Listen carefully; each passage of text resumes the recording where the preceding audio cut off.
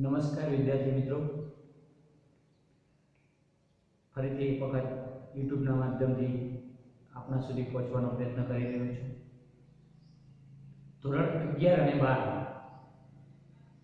બંને ધોરણની અંદર નિબંધ ખૂબ જ મહત્વનો મુદ્દો ગણાય છે. એટલા માટે મહત્વનું કહું છું કારણ કે તમે જ્યારે નિબંધ લખતા શીખી જાઓ છો, નિબંધને બરોબર સમજતા શીખી જાઓ છો, એના લેખન કાર્ય માટે તમને બરોબર ધ્યાન હોય તો તમે ખૂબ જ સારો નિબંધ લખી શકો છો અને સારા એવા માર્ક્સ મેળવી શકો છો. હું માત્ર અત્યારે તમારા પરીક્ષા પૂરતી વાત નથી કરતો. તમે ભવિષ્યમાં પણ સારો નિબંધ લખી શકો. પરીક્ષામાં તો તમારે લખવાનો જ છે સારો. ધોરણ 12 માં 10 માર્ક્સ, જ્યારે ધોરણ 11 માં 8 માર્ક્સ ના નિબંધના હોય છે. 8 માર્ક્સ હોય અથવા તો 10 માર્ક્સ હોય. માર્ક્સ મહત્વના પછી છે, પણ એનાથી પહેલા પૂર્વે જે મહત્વની બાબત છે એ છે કે તમે જે પણ નિબંધનો વિષય પસંદ કરો છો એ નિબંધ તમે ખૂબ જ સારી રીતે લખી શકો અને એમાં સારા વિચારોને રજૂ કરી શકો. એ અંગે થોડીક ચર્ચા કરવા માંગુ છું. આ બાબતોને ધ્યાનમાં રાખ્યા કદાચ તમે સારો નિબંધ લખશો એવું મારું માનવું છે. મિત્રો, બધાની દૃષ્ટિ અલગ અલગ હોય છે. આપણે ત્યાં એવું કહેવાય છે અને એટલા માટે તો કદાચ નિબંધના તમે કેટલાક નિબંધો પૂછાતા છે એમાં જોયું છે, અથવા તો કેટલાક પ્રશ્નો પણ પૂછાય છે ને એમાં પણ એવું લખેલું હોય છે કે તમારા શબ્દોમાં જવાબ આપો. પ્રવાસનું વર્ણન પૂછાતો નિબંધ હોય તો તમે કરેલો યાદગાર પ્રવાસ વિશે લખો. હવે ઘણા બધા વિદ્યાર્થી મિત્રો એવું કરતા હોય છે કે નિબંધમાળામાં આપેલો વિષયને બેઠો એમને યાદ વાંચી લેવાનું, થોડુંક ગોખી લેવાનું અને પછી લખી દેવાનું. આ યોગ્ય નથી. કારણ કે જે વસ્તુ આપણે જોઈ જ નથી અને એ જ વસ્તુ કદાચ ત્યાં આપેલી હોય તો એ ચાલે. તે તમે એ વસ્તુને ગોખી નાખો છો અને પછી તમે લખો છો ત્યારે બરોબર લખાતું નથી. એ કોકની ભાવના લખી છે, તમે કોઈના વિચારો લખ્યા છે, તમારા પોતાના વિચારો લખ્યા નથી અને ત્યારે કદાચ એ નિબંધ તમારો એટલો સફળ નિબંધ બની શકે નહીં. બીજી મહત્વની એક બાબત એ છે, બે મિત્રો સાથે ઉભા નાનકડા ઉદાહરણ દ્વારા તમારી સમક્ષ આ વાતને મૂકવા માંગુ છું. બે મિત્રો શિયાળાની સરસ સવારમાં કડકડતી ઠંડી હોય અને કદાચ સૂર્ય ઉગ્યો હોય અને સૂર્યપ્રકાશની કિરણો જે પડતી હોય ત્યાં બેઠેલા હોય તો બે જે મિત્રો છે એ બંનેના મિત્રોના મગજમાં વિચારો જે હશે એ અલગ હશે. એ કોઈ દિવસ એક હોઈ શકે નહીં. એક મિત્ર છે એને કદાચ એ તડકો અલગ દિશાથી જોતો હશે, એ તડકાની કિરણોને અલગ વિચારથી જોતો હશે, જ્યારે એક મિત્ર છે એ અલગ જ વિચારથી જોતો હશે. અને ત્યારે કદાચ નિબંધ લખવા બેસે, બંને મિત્રો જ્યારે નિબંધ લખવા બેસે તો કદાચ આવું પણ બને એવું નિબંધ પૂછાતો હોય છે શિયાળાના સંદર્ભે કે શિયાળાની ગુલાબી સવાર. તો આ જે ગુલાબી સવાર છે એ વિશે લખવા જ્યારે વિદ્યાર્થી એક મિત્ર બેસે છે અને બીજો મિત્ર જ્યારે બેસે છે તો બંનેના વિચારો જુદા જ હશે.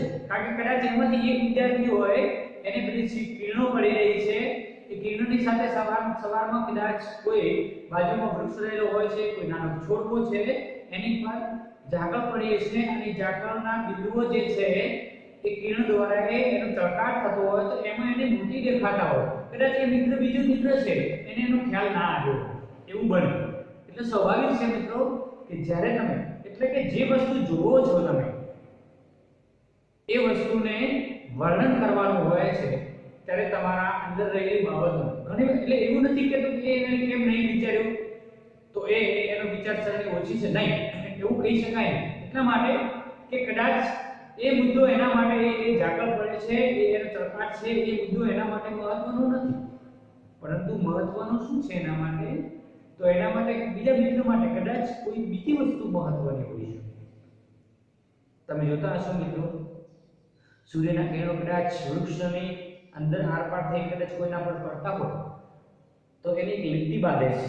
આમાં એને જાણે પ્રકાશ પડતો ને એની એક લાઈન બાંધે છે, આમ સીધો સરડો પડે છે. એટલે એ આ જોવાની કદાચ એ મિત્રને બીજા મિત્રને એમાં આનંદ આવ્યો હોય તો એમાં નાની રજકણ વૃત્તિ હોય, કદાચ એમાં એ જોવાનો પ્રયત્ન કરતો હોય ત્યારે દૃષ્ટિ અલગ છે, વિચાર અલગ છે. એટલે એના માટે એ મુદ્દો મહત્વનો બની ગયો, પેલા માટે પેલો મુદ્દો મહત્વનો બની ગયો.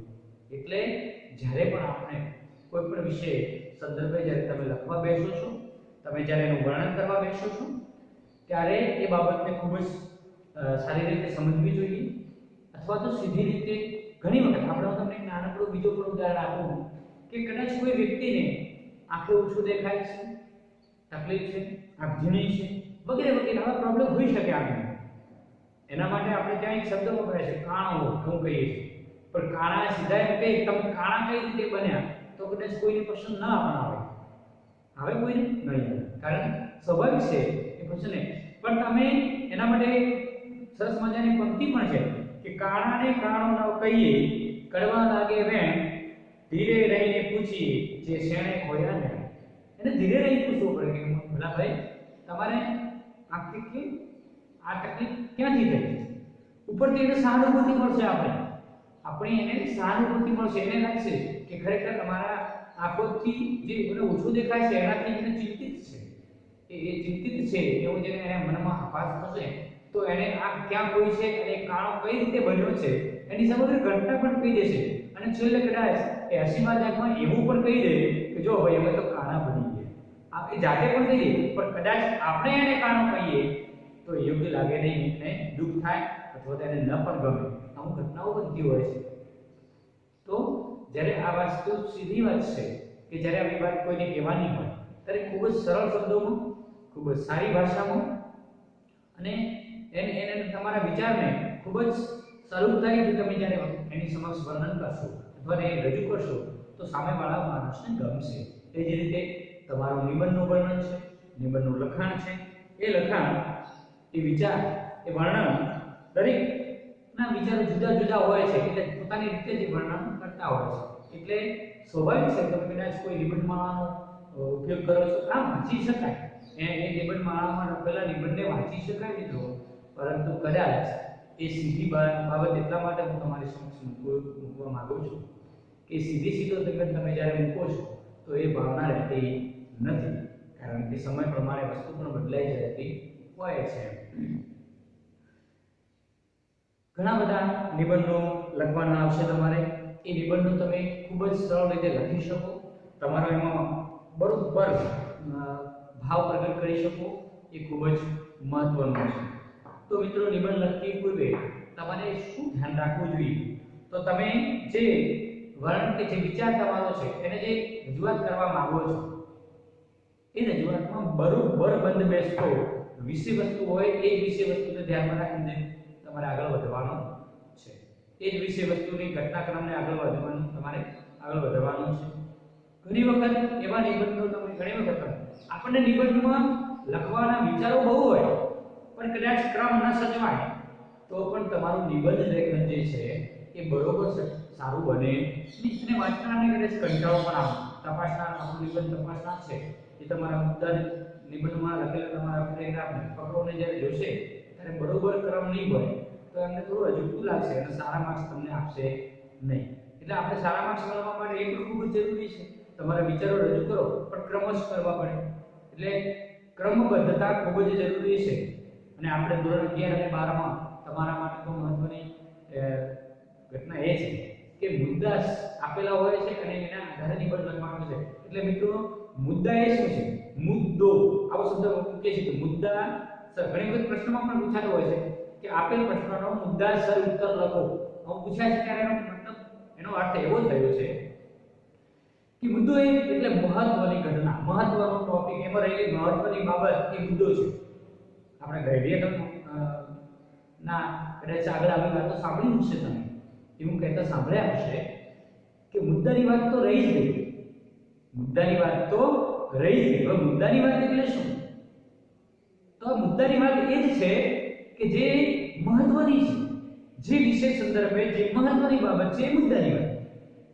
તો આપણે આ મુદ્દાની વાત આપણા સુધી આપણા વિચારો જે છે કે વાંચનાર સુધી બરોબર મગજમાં ઘૂસી જવા જોઈએ અને એના હૃદય સુધી પહોંચવા જોઈએ કે તમે મૂકેલી વાત જે છે એ ખૂબ જ સ્પષ્ટ છે, સરળ છે અને ધારદાર છે. ક્રમશઃ હોવી જોઈએ. તમારો વિચાર જે છે એ વિચાર બદલાઈ ન જવું જોઈએ. ઘણી વખત હવે વિષય વસ્તુ કઈ રીતે બદલાય એ પણ હું તમને કહી દઉં. એક નાનકડું સામાન્ય થોડું તમને લાગશે કે એવી સાહેબના દ્વારા એવી વાત કઈ રીતે થઈ, પણ મિત્રો વિચારજો. કદાચ ગાય વિશે મેળા વિશે નિબંધ લખવાનું કહ્યું, વિષય વસ્તુ બદલાય છે કઈ રીતે તમને કહું, અને એ મહત્વનો વિષય જતો રહેશે અને બીજો આ વિષય કેવી રીતે આવે. એક સામાન્ય ઉદાહરણ લઉં છું તો તમે ઝડપથી સમજી શકો એટલા માટે કે કદાચ મેળાનું વર્ણન કરતો નિબંધ લખવાનો હોય તમારે. સરસ મજાના મેળામાં તમે સવારમાં ગયા છો. મેળામાં જતા પહેલા શું હતું એ બધી પછી ચર્ચા હું કરીશ, પણ પહેલા પૂર્વે મારે વિષયનું રૂપાંતર કઈ રીતે થાય અથવા એમાં બીજો વિષય કઈ રીતે ઘૂસી જાય અને મુખ્ય વિષય કઈ રીતે ગૌણ બની જાય એની નાનકડી તમને વાત કરવી છે. તો મેળાનું વર્ણન કરતા તમે જાઓ છો, ચકડોળા જોયા તમે, ત્યાં ફરતા ત્યાં અચાનક એક ગાય આવે અને પછી કદાચ ગાય કેવી હતી અને જો ગાયના વર્ણન પર ચડી જાઓ, ગાય આવી હતી, ગાયો અથવા એકથી વધારે ગાયો આવી હતી, તેનું આમું કર્યું, ગાય આમું કર્યું. હવે શું થયું છે અહીંયા મેળો વિશે જે હતો તમારે મેળો સાઈડમાં રહી ગયો, બાજુમાં જતો રહ્યો અને ગાય મુખ્ય બની ગઈ.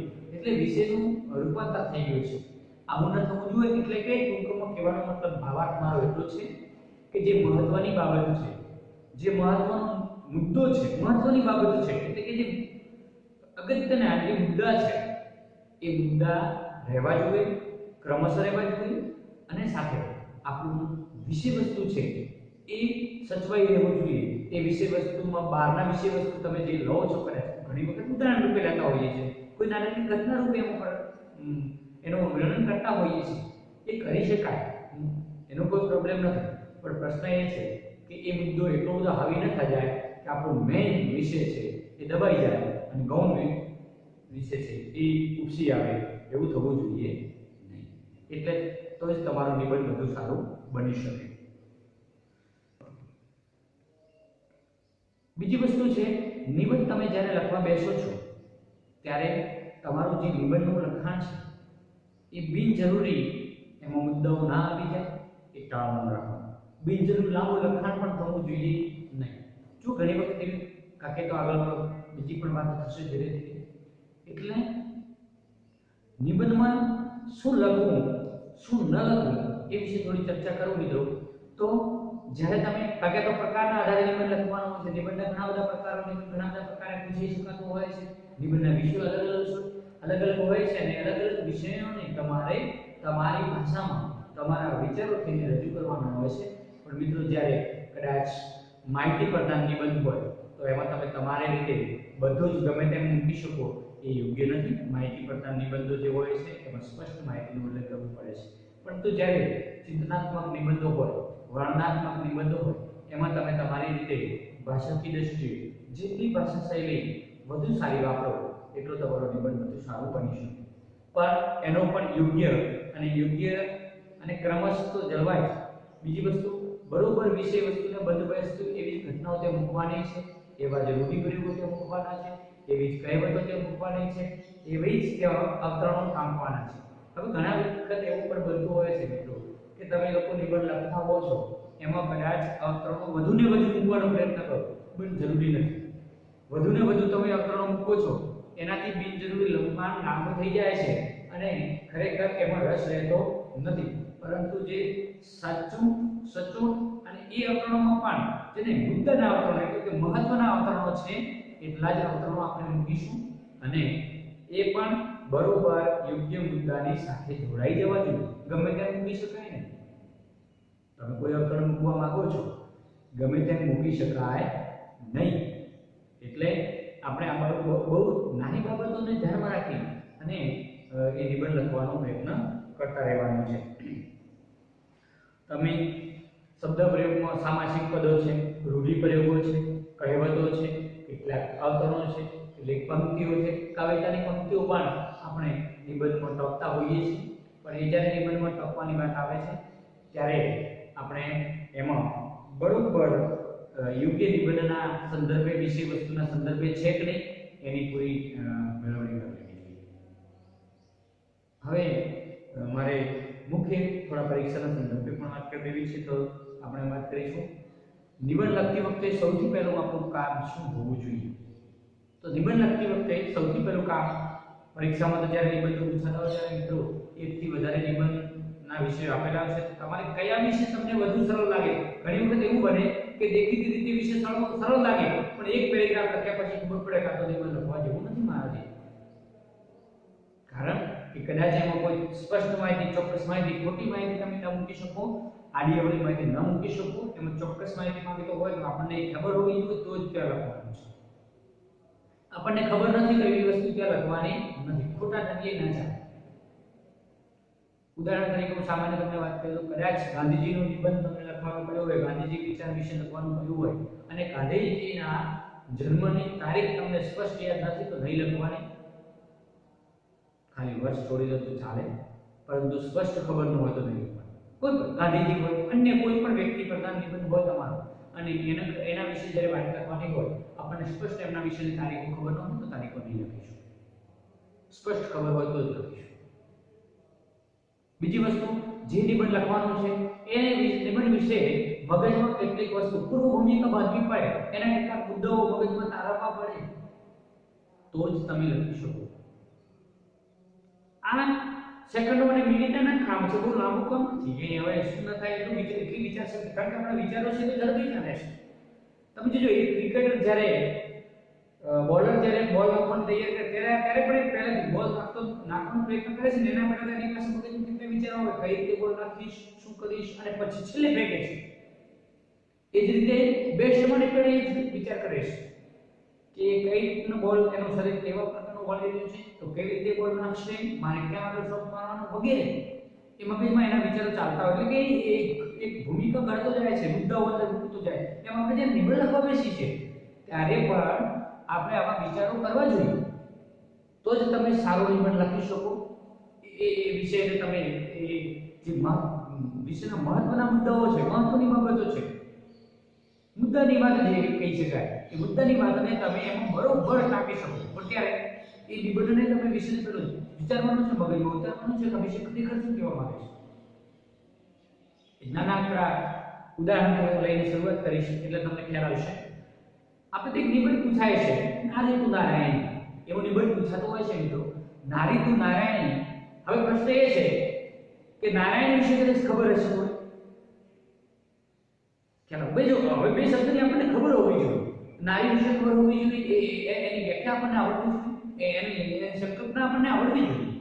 એ જ વખતે નારાયણની સંકલ્પના, એટલે કે નારાયણ શબ્દ છે એના પરથી નારાયણી શબ્દ ઉદ્ભવે છે, તો એની સંકલ્પના આપણને ખબર હોવી જોઈએ.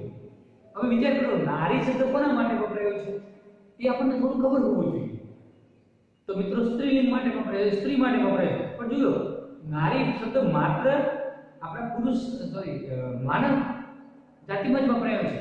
આમ તો ઘણી બધી પશુ પક્ષી બધામાં સ્ત્રીલિંગ આવે છે, સ્ત્રી જેને કહી શકાય, સ્ત્રીલિંગમાં ઘણા બધો આવે છે, પણ એના માટે નારી શબ્દ વપરાતો નથી, માદા શબ્દ વપરાય છે. તમે જુઓ તો એને નારી તું નારાયણી શબ્દ કેમ કહ્યો છે? મિત્રો ઘટના એ છે, બાબત મહત્વની એમાં એ છે કે નારી શબ્દ એટલા માટે સ્ત્રી માટે વપરાયો છે માનવ જાતિમાં, કારણ કે એના બચ્ચાને જે જન્મ આપે છે એ બચ્ચાને સંસ્કાર સિંચન કરવાનું કામ કરે છે અને નરમાંથી નારાયણ બનાવવાનો પ્રયત્ન કરે છે, અને એટલા માટે નારી તું નારાયણ કહે છે. એટલે આવી નાની બાબતો નહીં, એ વિચારવા જેવી બાબતો છે.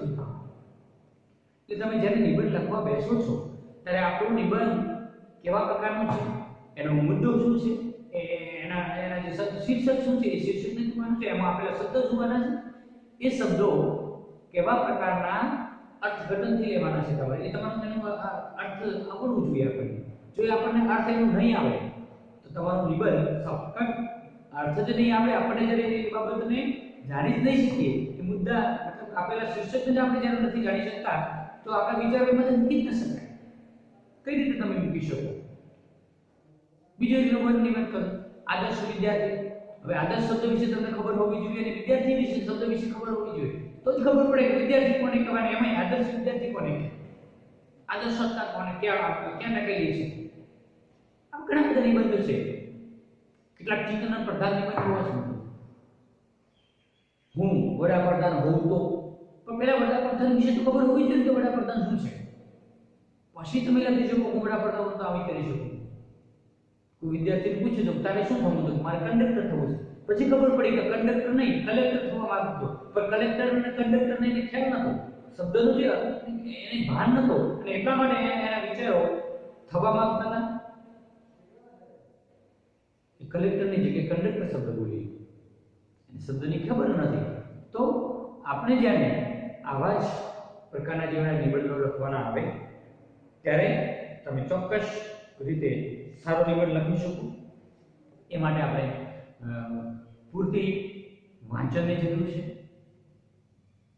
પૂરતા ચિંતનની જરૂર છે, આંતરિક વિચારોની જરૂર છે, અને ત્યારે જ તમે એ નિબંધને ખૂબ જ સારી રીતે લખી શકો અને તમારા એ વિચારોને લેખન સ્વરૂપે મૂકી અને સારા માર્ક્સ મેળવી શકો છો. તમારી સમક્ષ કેટલાક મુદ્દા મૂકું છું જે નિબંધ વિશે કહી શકાય. તમે જે વિષય પસંદ કર્યો છે તેમાં આવી શકે તેવા બધા મુદ્દાઓને તમે યાદ કરીને નોંધી શક્યા હશો. મુદ્દો એટલે મહત્વની વાત, તમને ખબર છે. મુદ્દો એટલે મહત્વની વાત.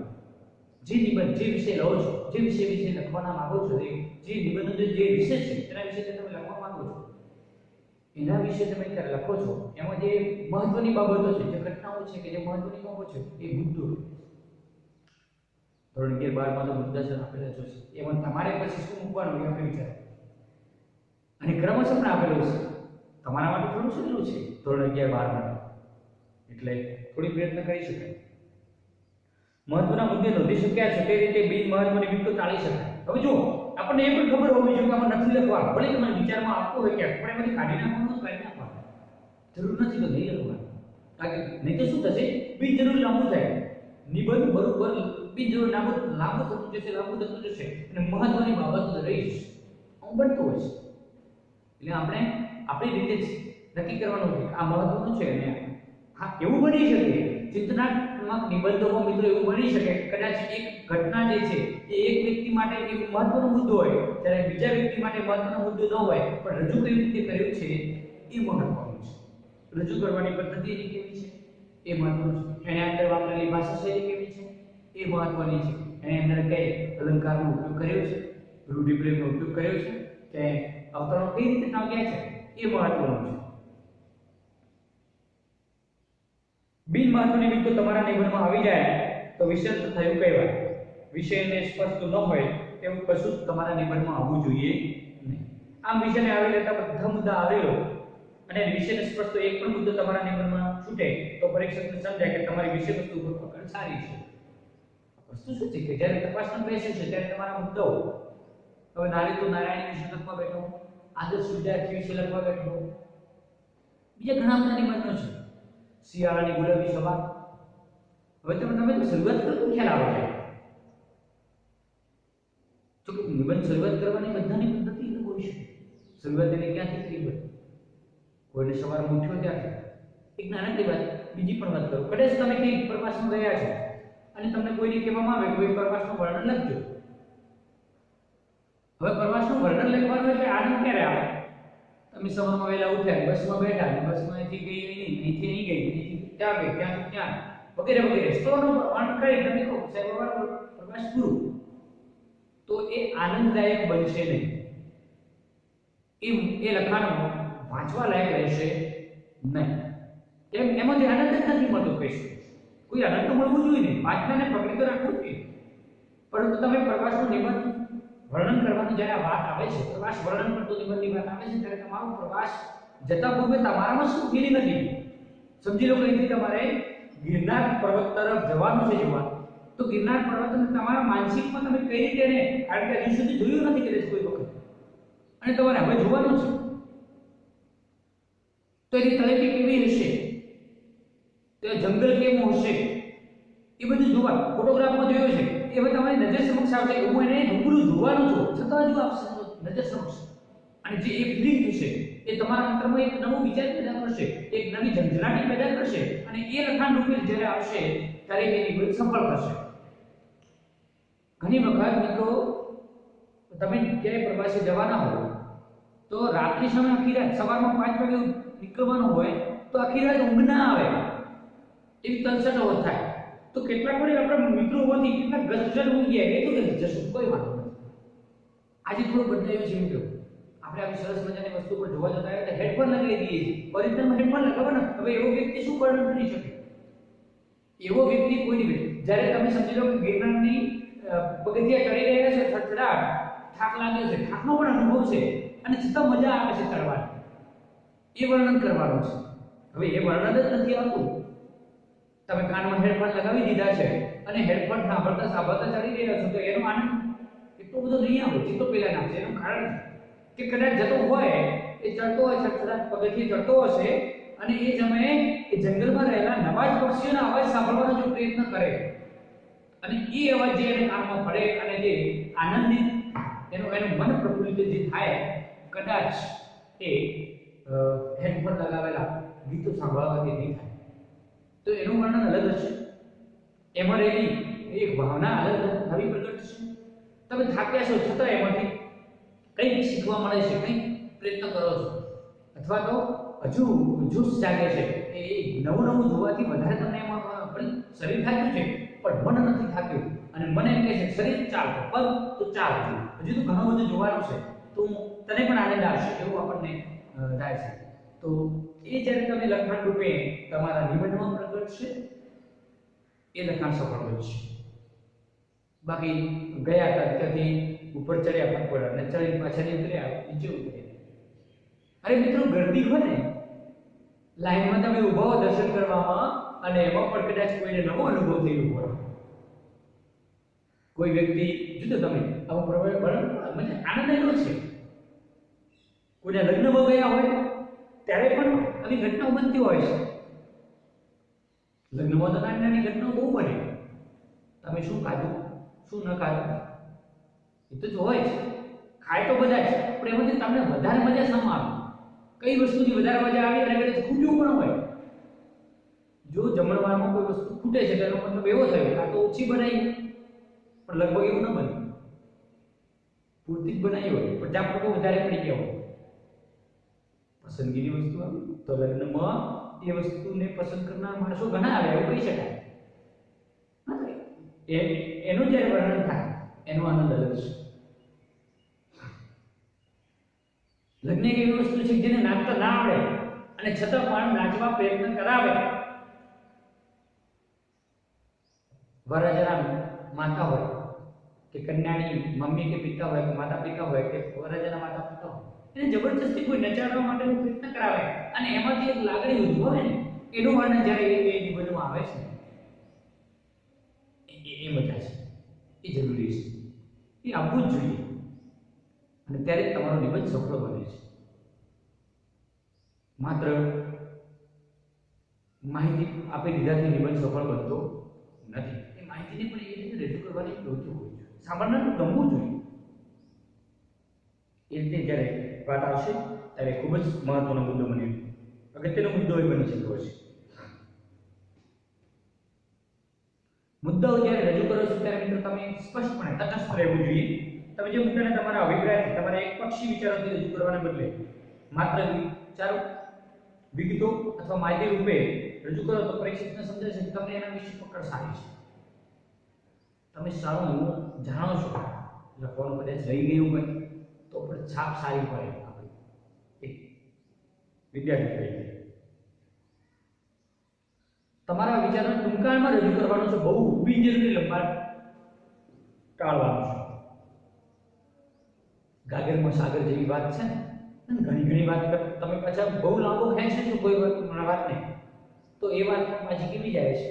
એટલે કે બિનજરૂરી એમાં અવતરણો મૂકવા, બિનજરૂરી એને કહેવતો મૂકી કે બિનજરૂરી રૂઢિપ્રયોગો મૂકીને કે બિનજરૂરી એ વાતને વધુ ને વારંવાર રિપીટેશન કરીને વાતને મૂકવાની જરૂર નથી. ટૂંકાણમાં મૂકો પણ સારી રીતે મૂકો તો એ રસપ્રદ લાગશે. વિચારોનો મુદ્દાઓ જે છે એ વિચાર છે કે તર્ક જે છે તમારો એ ક્રમશઃ હોવો જોઈએ, તર્કપૂર્ણ હોવો જોઈએ, જે ક્રમ છે એ તર્કપૂર્ણ હોવો જોઈએ, પરસ્પર વિરોધી લાગે તેવા. હવે બને એમ કોઈ એક વાત કરતા હોય અને તર્કના પછીની વિરોધી ભાષા વાત આવે તો યોગ્ય નથી, એને અનુરૂપ વાત આપવી જોઈએ. અહીંયા કોઈ તફાવત લખવાનો નથી. હા, ઘણી વખત નિબંધો પૂછાતા હોય લાભાલાભ, લાભ કે ગેરલાભ, અથવા તો એનો સારા પાસા, નરસા પાસા, મર્યાદા, આવું જ્યારે લખવાનું છે તો એ મર્યાદા વિરુદ્ધ પક્ષમાં છે, પણ એ આખો વિશેષ બદલાઈ જાય પછી આવે છે, એની સીધી વાતે આપતો નથી. તમારે સૌથી પહેલા તો જે સારી બાબતો છે ધારો કે એ વર્ણન કરી દેવાની છે, આખો સીધો તફાવત લખવાનો નથી. અંતમાં લખ્યા પછી કદાચ જ્યારે એની મર્યાદા લખવાની તો એ મર્યાદાઓ બધી એની સાથે આવી જોઈએ, મર્યાદાઓ સાથે આવી જોઈએ. પછી વચ્ચે મર્યાદા સારા પાસો આવી જાય, એની પછી ત્યાં મર્યાદા આવી જાય તો નિબંધમાં યોગ્ય નથી.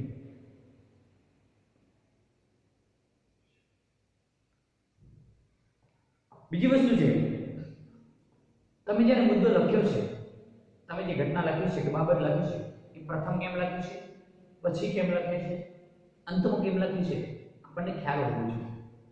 એનો ખ્યાલ હોય તો વધુ યોગ્યતા છે આપણા નિબંધ લેખન તરીકે, આપણા નિબંધ લખનાર તરીકે ખૂબ જ જરૂરી છે. તમે કેમ ક્યાં વસ્તુ કયા આગળ રજૂ કર્યો છે એની આપણને જાણ હોવી જોઈએ, એના કારણે આપણને ખબર હોવી જોઈએ. અને જેવો મુદ્દો પૂરો થાય, તમારા મહત્વની બાબત પૂરી થાય એટલે એનો પેરેગ્રાફ, પરિચય, ફકરો પણ પૂરો થવો જોઈએ. નવી વાત નવા ફકરાથી આવતી. આ રીતે નિબંધ લેખન લખતી વખતે ખૂબ જ ધ્યાનમાં રાખવાની બાબત છે.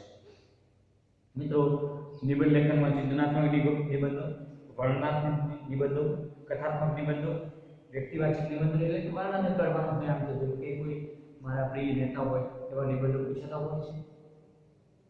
તો આપણે જ્યારે નિબંધ લખીએ છીએ ત્યારે સૌપ્રથમ તો નિબંધ કેવા પ્રકારનો છે, વર્ણનાત્મક છે, માહિતીપ્રદાન છે કે ચિંતનાત્મક છે, એ આપણને ખ્યાલ આવી જવો જોઈએ. અને એ જ્યારે ખ્યાલ આવી જાય છે ત્યારે તમે ખૂબ જ સારી રીતે નિબંધ લખી શકો.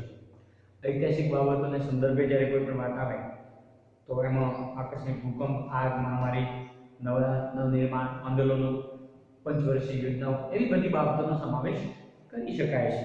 જ્યારે ચિંતનાત્મક નિબંધમાં તમે વર્ણનાત્મક, કથનાત્મક, ભાવાત્મક, વાદાત્મક અથવા તો કૃતનાત્મક નિબંધો લખી શકો છો. તો મિત્રો, હું માનું છું કે કદાચ નિબંધ સંદર્ભે આટલી કરેલી વાત તમારા સુધી સારી રીતે સમજપૂર્વક પહોંચશે અને એ સંદર્ભે જ નિબંધ લેખન કરીશું. નમસ્કાર.